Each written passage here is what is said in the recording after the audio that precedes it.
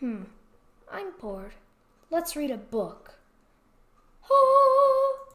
Captain Tormund wants you to take the hill path and hold it against the rebels, announces the messenger, spewing forth the words in one long burst before taking a deep breath. The squad leader looks at the messenger. When? Are we expecting the entire army of the Duke of Highland to reinforce us? Bewildered expression crosses the youngster's face. That was the order. The squad leader takes a slow and silent breath, then purses her lips. The wind wisps in her short black hair away from her face, and the black eyes turn full on the messenger. We have the message. The youngster shrivels under the darkness of her gaze, then salutes. Will that be all, leader? Tell Captain Tormund that we will accomplish his objective. What, leader? Tell the captain that we will accomplish his objective. Her soft voice is even colder, and the bells that ring in it are the bells of a funeral dirge. Provided he guards this road to Karos. Provided he guards the southwest road to Gallus. The messenger repeats the words. That is correct. He must use the rest of his forces to hold the southwest pass. The messenger sits astride the pony, his mouth not quite hanging open. That will be all, the officer adds. You may convey my reply to Captain Tormund. The messenger looks from the cold-eyed woman to the troopers behind her. One finger's on knife, and the messenger looks back to the officer. That will be all, she repeats. The messenger swallows and lifts the reins, then nudges the pony back downhill.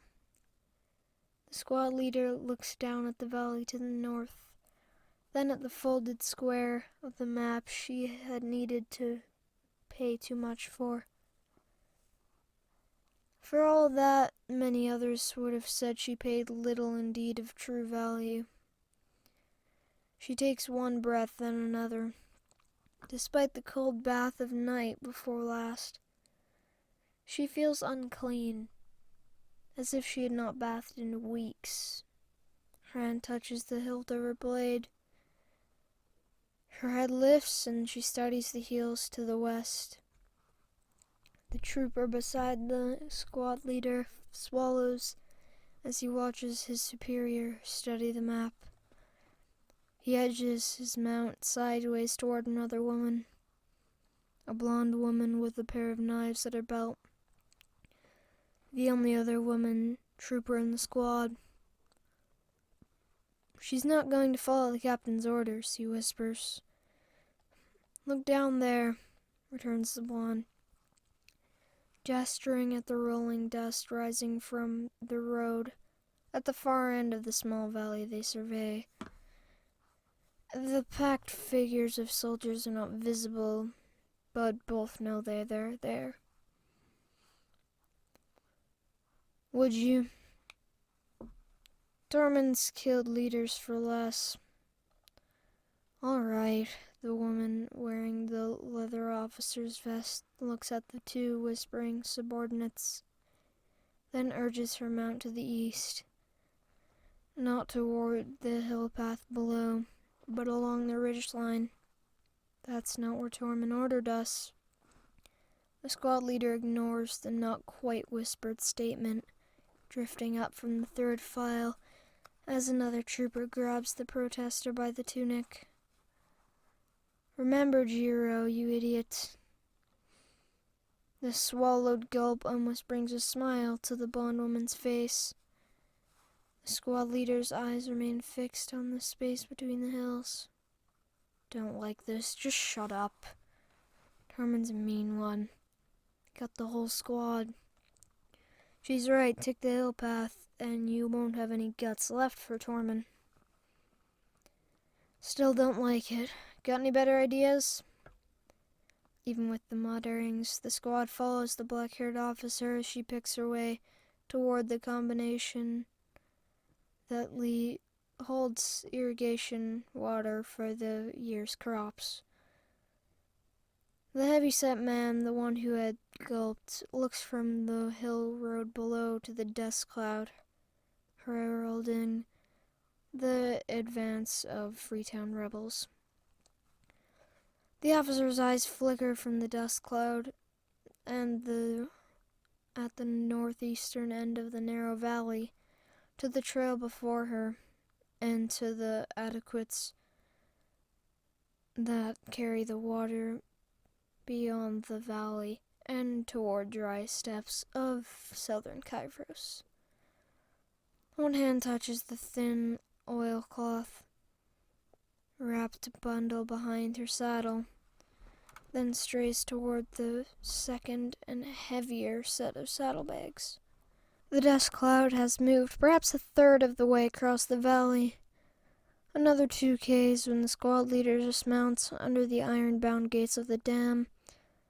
The cold iron reinforces every joint and every red oak timber, bracing the iron-hinged floodgates closed.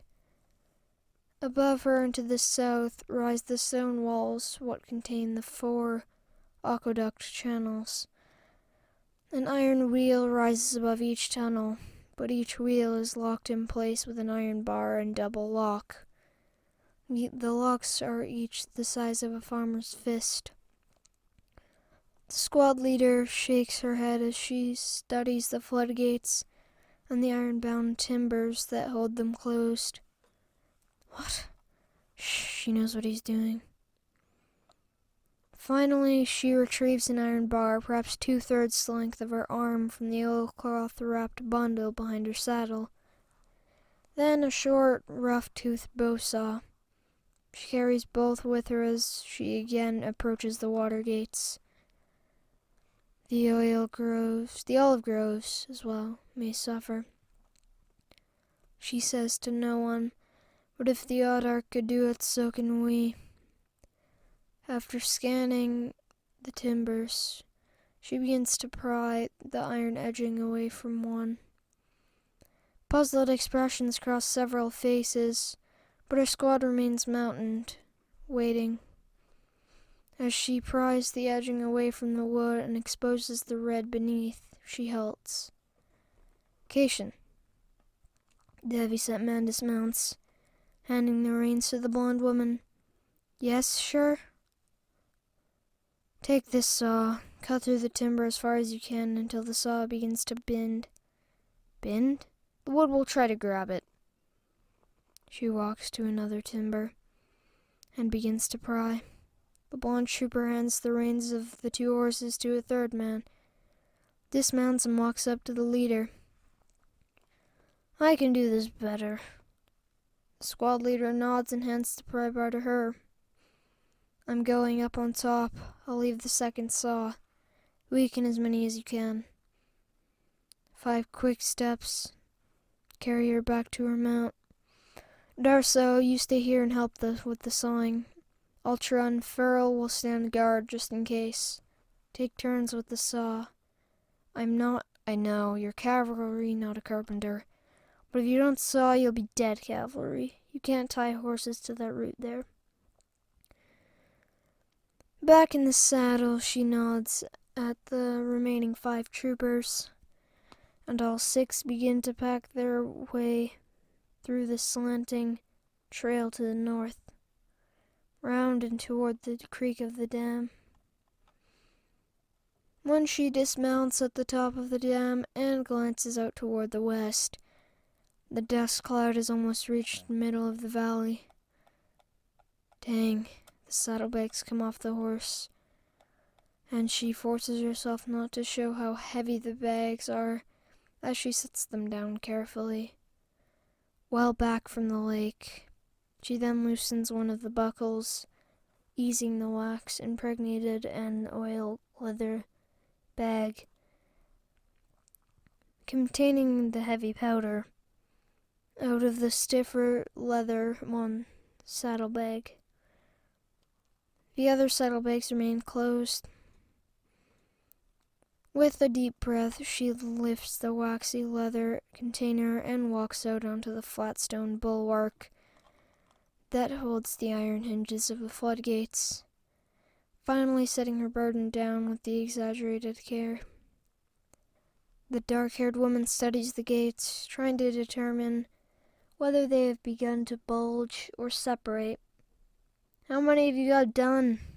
She leans over the stone wall. 5 completed, maybe another 5 to go." The officer looks at the water, lapping less than a cubit below the overflow spillway, then at the gates. Then she bends over the wall again. "Finish up the ones you're on, then mount up. Follow us up here. Those beams are solid. And now I know." The woman with the still, untarnished silver Firebird on the collar of her green leather vest straightens up and looks at the leather bag resting on the stone by her feet. With a deep breath, she bends. 1 should be enough.